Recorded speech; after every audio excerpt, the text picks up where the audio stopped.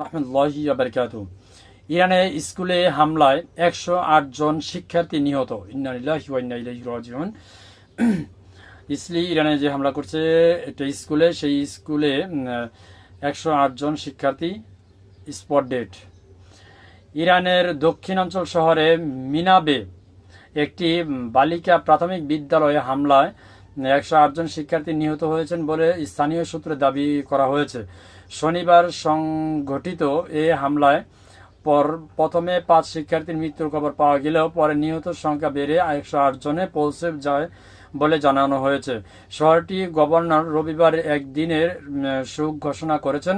রাষ্ট্রীয় বার্তা সংস্থা আইআরআইবির প্রকাশিত একটি ভিডিওতে স্কুলের ভবনের ভিতরে একাধিক মরদেহ ব্যাগ দেখা গেছে।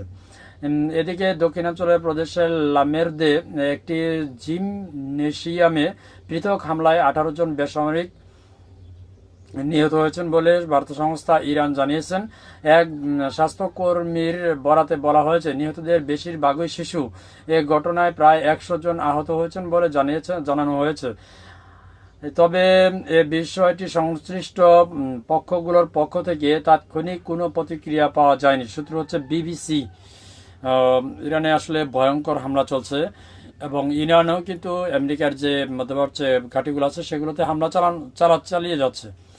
তো আসলে মধ্যপ্রাচ্যের পরিস্থিতি ভালো না। এদিকে আফগানিস্তান এবং পাকিস্তান যুদ্ধ শুরু হয়ে গেছে। আল্লাহ তাআলা ভালো জানে মধ্যপ্রাচ্যে কি হবে।